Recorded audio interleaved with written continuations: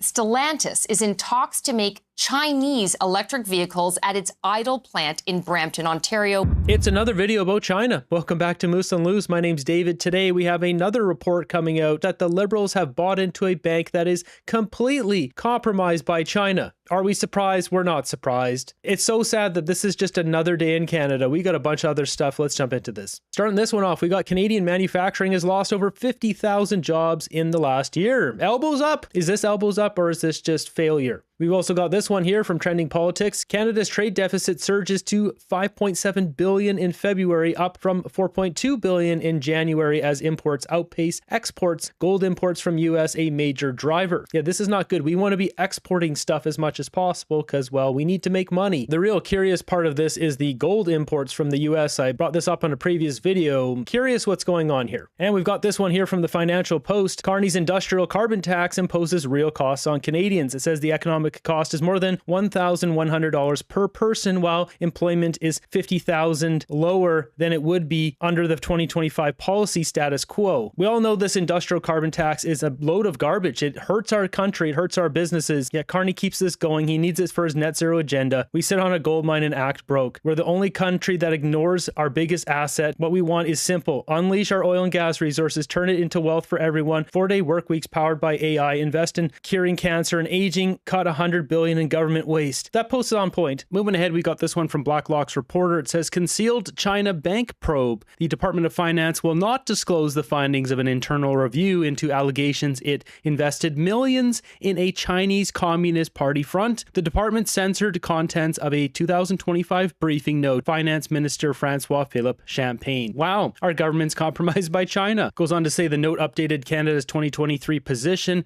of formal dealings with the Asian Infrastructure Bank in Beijing. Cabinet boycotted bank meetings but would not withdraw $159 million worth of bank shares it purchased at taxpayers' expense. This doesn't make a lot of sense. It says this at the bottom here. It says Parliament in 2017 passed the Asian Infrastructure Bank Agreement Act and permitted that the Department of Finance buy up to $375 million worth of bank shares on a promise of thousands upon thousands of Canadian jobs. According to Finance Minister Bill Morneau, no job creation figures have ever been documented. So they could have bought up to 375. They bought $159 million US dollars worth of these bank shares at taxpayers' expense, but didn't sell them. Goes on to say Canada's participation at the bank has been suspended since June 14th, 2023, following allegations raised by Mr. Bob Pickard, a Canadian citizen, the former general director of communications at the bank. So goes on to talk about his experience with the bank, basically saying that there's a bunch of CCP agents all in the bank, including his own assistant. He said that taxpayers did not gain a single thing of tangible value participating at the bank, and saying our membership in this organization was not giving this country a single thing of tangible value that could proudly explain to people here in our country. As for all the members of the CCP, he said 40% of the staff are Chinese nationals, many of whom are Chinese Communist members, said Pickard, who testified his own assistant was a party spy. I found out this Communist Party member appointed by my assistant was secretly reporting directly to the most senior party member. I had an in-house snitch reporting directly to the Communist Party members what was going on.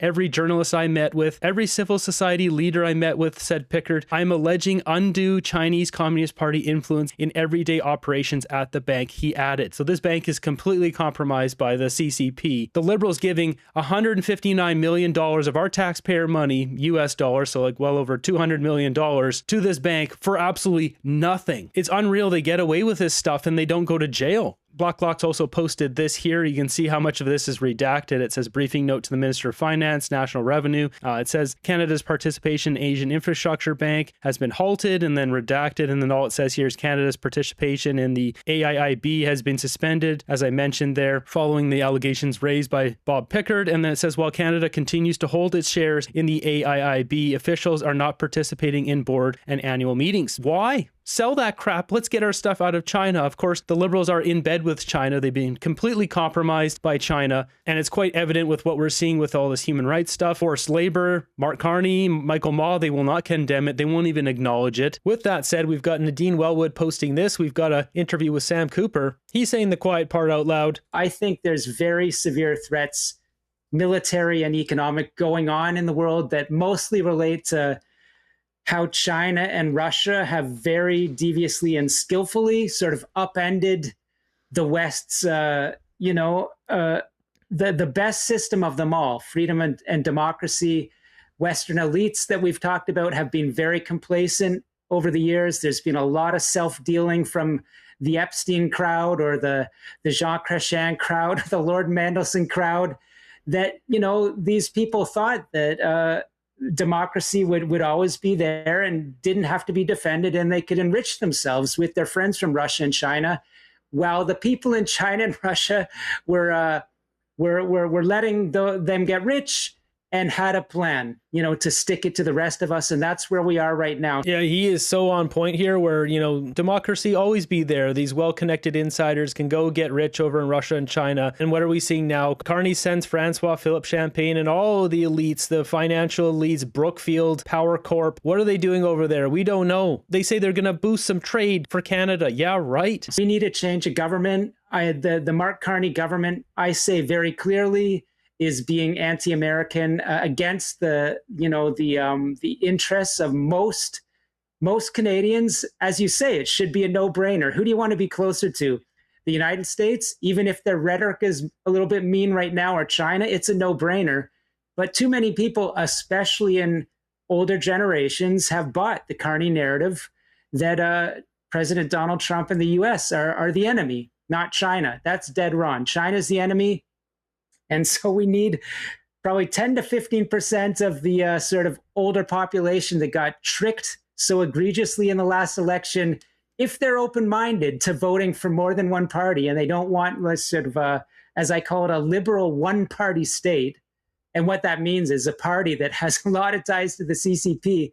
I say, look, if you're an intellectually honest person that wants to think about, you know, what's really at stake in the next election, hey, take a good look at the Bureau.news. For me, it's so many people are emotionally reactive today rather than take a step back, you know, take 3 deep breaths and then dig a little deeper, because, you know, so many people dislike Trump, and Trump is a short-term problem. This is a good point here. I mean, Trump will be gone in a couple of years. It's just sad that they've weaponized fear and used it to gain popularity in the polls. And just going back to Sam Cooper here, I've never heard him say it so straight here. Usually he tries to not be too political, but he's calling it out here. Stop voting for the Carney Liberals, stop supporting the Liberals here, and pointing out that, well, what Trump is saying with the 51st state and all that kind of stuff is not great, poking Canada in the eye or whatever people say. China is the enemy. And Canada's top journalists here just laying it out straight for all the older Liberal voters. It's time to wake up. Your children, your grandchildren want a future. It's time to wake up. So many people dislike Trump, and Trump is a short-term problem. If he's a problem for you, he's a short-term problem. If we get into bed with China and we destroy our relationship with the United States, that's a long-term problem, one that, you know, will require a lot of repair, you know, to kind of even unwind the damage that is currently, I think, Carney is doing. That's so well said. I showed it in the previous video where 77% of our goods are exported to America. We want to put that at risk for what, 3.9% with China? That's the stupidest thing ever. Obviously, these politicians just do it because they're greedy and they have a way to make money from it. People are motivated by a couple of things, either greed or revenge, patriotism, something that motivates everyone. In my case, I nearly perished because of the forced mandates of the Liberal government a few years ago, and I will fight until they're gone and out of power. Let's not forget the Liberals were also involved in the Cambridge Analytica scandal, where former comms became VPs in Loblaw Canadian Tire jobs and collected people's social media data that then deploy specific targeted narratives to individuals and locations.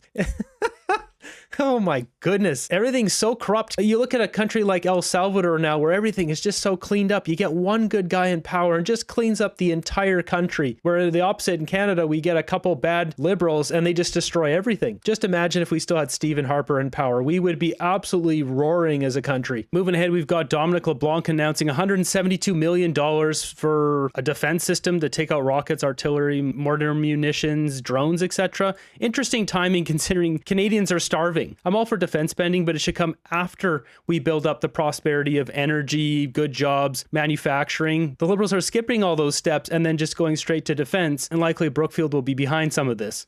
We're investing $172 million in new ground-based air defense capability. Now, I shouldn't pretend that I understand exactly what that is. It sounds extremely cool and interesting. Colonel Williams is in a position to explain, and all of you would understand more than me. But think about that, 172 million and a new ground-based air defense capability. He doesn't even know what he's announcing. Another announcement, I'll believe it when I see it. Liberals are all for the military, flip-flop liberals. It's because someone they know will benefit from this. That's why they're doing this. Okay, jumping ahead, you got to see Kyle Seaback absolutely cooking Melanie Joly here. So Algoma Steel laid off 1,000 people in Canada, and she keeps saying, we got a plan. Don't worry, we got a plan. They don't have a plan, or this is the plan. The last decade of this Liberal government has been absolutely devastating for the Canadian auto industry. We've seen auto production go from 2 million vehicles a year down to 1.2 million. And even worse, this year we've seen auto exports decline by 55%. This is devastating for auto workers. Plants have closed. Many have lost their livelihoods. The Liberal plan for the auto sector seems to be managed decline. So instead of managed decline, why don't they join us, get tariff-free access to the United States by supporting the Conservative Renewed Auto Pact? Great idea. A lot of things in there that doesn't make sense. First and foremost, every time we're investing in the auto sector, they talk about it and they put it down.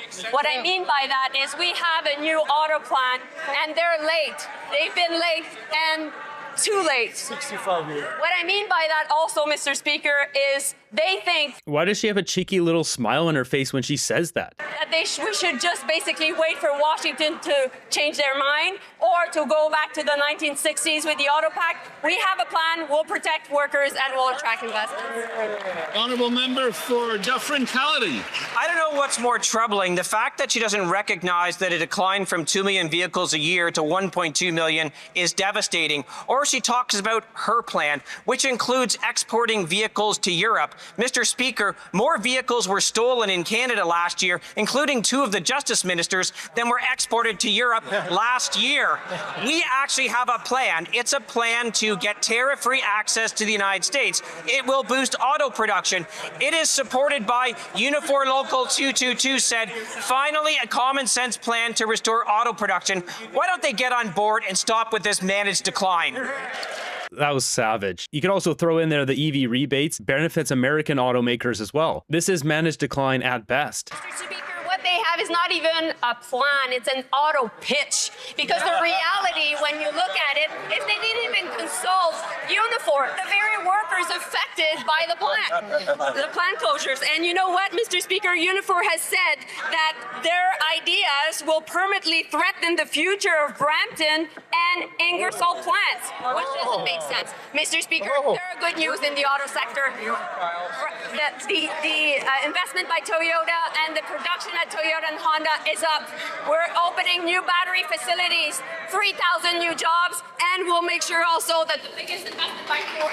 New battery facilities, folks, for those EVs that have declined, 39% in sales this year. This is all just to help Mark Carney boost his carried interest. They're all just hitching their wagon here. Here's an interesting turn of events. This story coming out, we've got Chinese EVs being built at a Stellantis plant that shut down in Canada. That's right. China will be working with Stellantis to make their EVs here. Years since Trump put tariffs on Canadian vehicles. And today, there's a potential sign of just how much the sector is changing. According to a report by Bloomberg, Stellantis is in talks to make Chinese electric vehicles at its idle plant in Brampton, Ontario, where thousands of workers have been laid off. Joining me now, Lana Payne is the national president of... Who's going to buy these cars? Anyways, unless they sell them dirt cheap, but if they're building them here, then they won't be dirt cheap. Unifor, welcome to the show. I know you've seen this Bloomberg report about Stellantis discussing making Chinese EVs in Brampton. What do you know about where Stellantis is at on this? Well, we've had any number of discussions with the company, obviously, around their commitment to Brampton and to our members. We know that they are looking at any number of options here, and we have been reminding them that the option is the one that we negotiated in 2023. And that is to have and build a Jeep Compass in that facility, employing 3,000 workers on 3 shifts. The reality is, at this moment, obviously options are being looked at by the company. But what I would say is what we know of China and their record around the world, their track record around the world is, it's not that they invest in the supply chain. It's not that they invest in manufacturing. They have an overcapacity in their own country. Generally, what happens is the cars get built in China. They get taken apart into a couple of parts, and those parts get moved to facilities around the world, and then they get put together. It's called a knockdown kit, and it's not manufacturing. It's not anything like we've seen in this country. And the number of people that would be employed in such a scenario would be virtually hundreds versus thousands. So even if it would put some of your workers back to work in Brampton, and I guess some people would see that as a positive, you're against this idea because of, your record of speaking against, Ottawa easing the tariffs on Chinese EVs because of the risk of China getting a foothold in Canada's market. So yes, this would maybe put workers back to work or some workers back to work, but it's not something that you see as a positive development. The problem here is we have a commitment and we expect the company to live up to that commitment.